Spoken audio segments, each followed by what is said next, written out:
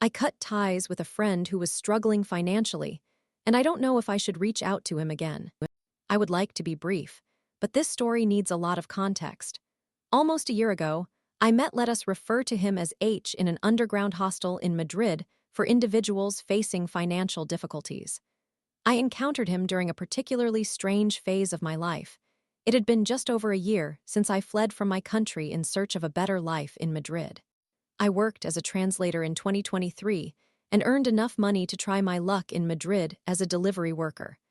I had spent 6 months at that establishment where, for the first time in my 26 years at that point, I actually began to appreciate the people around me. I had always felt like the odd one out in my family and, generally, in the country where I was born. I could never connect with the culture, so I spent most of my life glued to the internet and learning how to interact with people in real life while pretending to be someone I was not, less intelligent, and someone who blended in. The people at that hostel were decent, but unfortunately, I had to move in with a relative in another city to pursue new opportunities. Just 2 weeks before that, I randomly met this guy in the kitchen. He was white, thin, quite tall, and had a large afro. He was slightly inebriated and offered me some beer and lasagna. I sat there with him, eating silently, and that was it. I did not think much about it at the time. On that same day, or shortly thereafter, it turned out that the same guy moved into the room next to mine, and there was no electricity in his room. Being the decent person I am, I stretched a cable from my room to his so he could charge his phone. As I began to notice some of his interests, it happened unexpectedly. I clicked with another person for the first time in the 8 years I had spent faking who I was just to obtain favors and opportunities. For the first time in many years, I felt that I could be myself with another human being. We would drink beer every night, getting to know each other and sharing music. It was so simple, yet those were the best 2 weeks of my life, and even now, almost a year later, it remains one of my most cherished memories. Unfortunately, it was time for me to leave, to revert to being the same person who pretended to be someone else and worked at dead-end jobs, isolated in vast warehouses, repeating the same process over and over again. I continued to communicate with him a little, and it was almost a month and a half later when I returned to Madrid and we hung out. I invited him to dinner, and before I knew it, I was doing that every 2 weeks. Sometimes I informed him in advance, and other times it came as a surprise, but it became a routine. Everything was fine for the first 3 months until 2 problems arose. First, I fell deeply in love with him. Second, H began to struggle financially. He could not find a job, and since he lacked proper documentation as an undocumented immigrant and had a foot injury that limited his mobility, he faced greater challenges than anyone else. Initially, I offered to help him, as I saw him genuinely trying to find work. At first, it was not much, let's say €50 1 month for extra food, but that escalated. And at one point, I found myself paying his rent for 2 months, giving him more for food, and even covering his phone bill. Understandably, this began to take a toll on me, especially since H was not clear about his feelings for me. At times, it seemed as though he struggled to express that I meant a lot to him, as he started to open up a little about perceiving me as something more. Our conversations often ventured into territory questioning our sexuality, yet it felt like we were both afraid to be honest about it. Back in January, the hostel where he was staying was about to shut down. We had known about this since November. Throughout that month, I tried to search for a place we could share, but everything was too expensive. Even single rooms we could both occupy cost nearly half of my earnings, and realistically, I could not manage the expenses for both of us. I told H multiple times about the possibility that I would not be able to assist him with that, and that he would need to find somewhere else. We had 2 heated arguments regarding this issue, one at the start of November, when I told him I could not be his friend anymore, and another in early December when I was quite drunk and yelled at him in the street, expressing how I felt he was wasting time. That argument was particularly regrettable because I was essentially yelling at someone who had nothing. He had been abandoned by friends and family and literally only had me to care for him. I felt like I was kicking a dead horse at some point, and it is tragic because he had so much potential. He was intelligent, he could speak 5 languages, and had been expelled from France just a year before graduating in mathematics. He was humorous, charismatic, and could easily make friends. It baffled me that he possessed everything I did not, yet I was the one keeping him afloat. Eventually, we allowed time to pass, moved on from those arguments, and began speaking again as usual, wandering around the city, meeting new people, and pretending he was not about to be evicted. As the eviction date drew closer, my anxiety intensified. At one point, I confessed my feelings to him on New Year's Eve. Although he mentioned that he was beginning to feel something unusual for me, he just was not stable enough in his life to feel comfortable exploring his sexuality more openly. That was the last time I saw him in person. 2 months ago, I planned to visit him 4 days before the hostel was closed, but he was sick and told me that if I wanted to hang out, I could do so with someone else. Insert random person here. That infuriated me because his behavior had already become odd after I confessed. It felt as though he was avoiding me, shutting doors in my face, seeking to spend time with others when we were alone, and overall, I sensed he was distancing himself from me. All of this occurred on January 1st. The day he was sick and suggested I hang out with someone else was the breaking point. I sent him a lengthy message expressing that I was feeling suicidal again, that I was under significant stress, and that we needed to stop seeing each other. Following that, we spent a solid week arguing through messages every day. He would call me when he was drunk, and I would return the call. He labeled me selfish and an inconsiderate person who only wanted to have sex with him and accused me of grooming and harassing him. We ended things on a negative note, with me apologizing for giving him hope at times while simultaneously hurting his feelings at others, and him yelling at me. H had nowhere to go. He was contemplating asking others who had moved from the hostel to let him crash on their couch, or going to associations for the homeless, extremely unpleasant places filled with criminals and mentally unstable individuals, a reality I discovered by visiting places like these with friends in the past. That was 6 weeks ago. 2 weeks ago, I called him while I was high and lost in Madrid, and he told me he could not see me and then hung up. He checked on me 2 hours later, though. I know the answer. This friendship is over, and I should not look back, but I cannot shake the feeling of worry about him. He is capable of spiraling downward and sleeping under a bridge.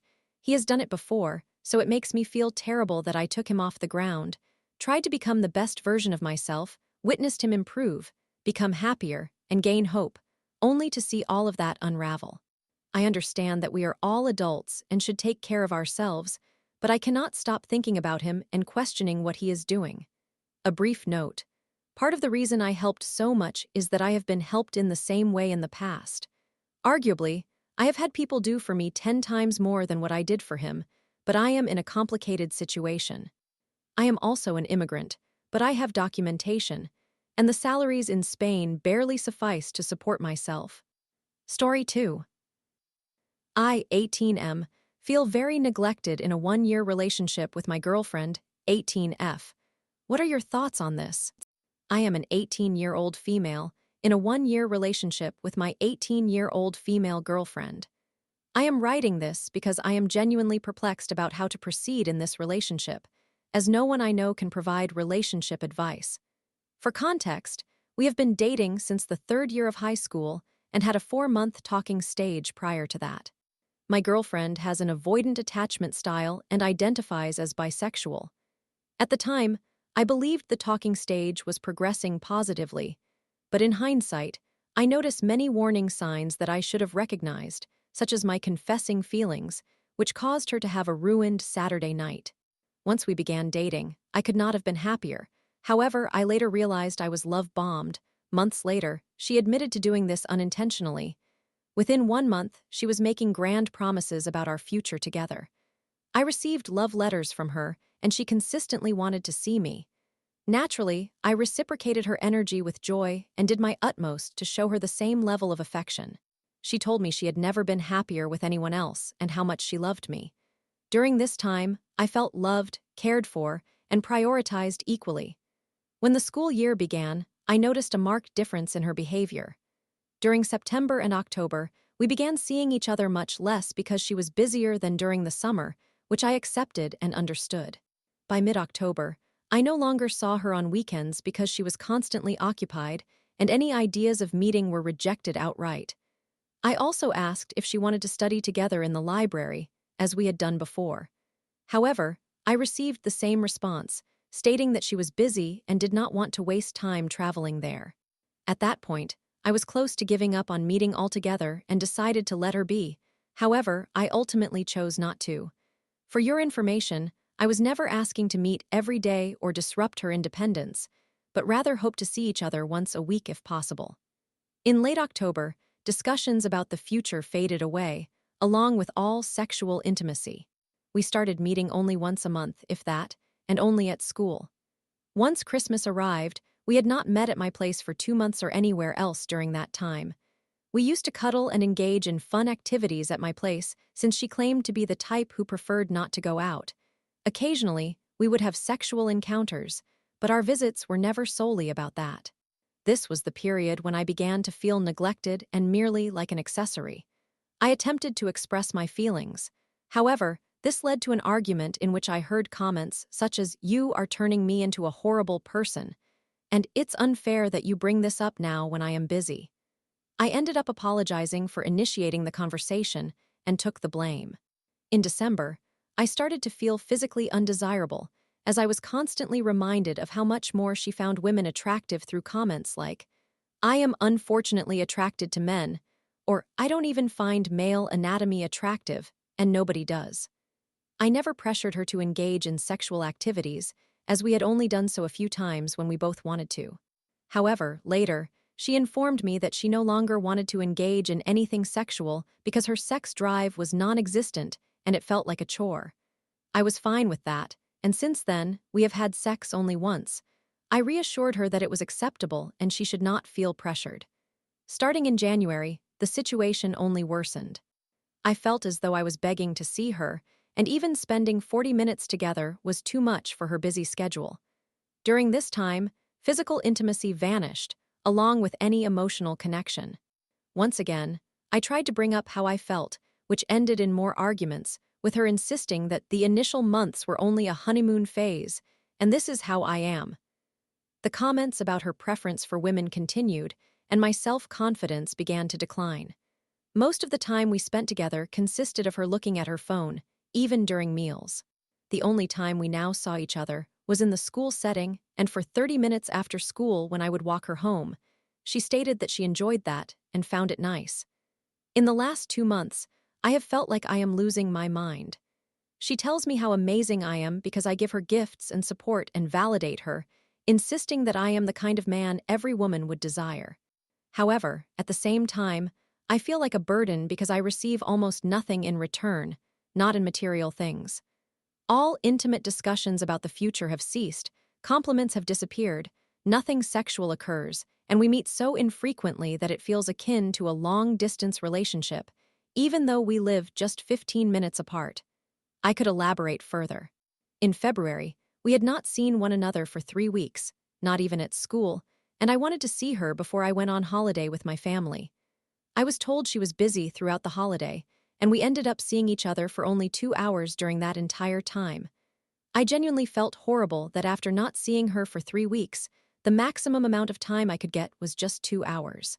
2 weeks later, I heard the most heartwarming thing I had heard in the last 4 months.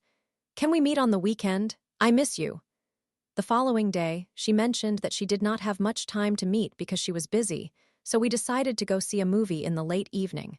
On the day we met, she was 40 minutes late and greeted me with a simple hi without looking up from her phone. That entire evening, I sensed that she was distant and that she did not love me. For the last 6 months of the relationship, I kept telling myself that once high school ended, we would finally have time to be together.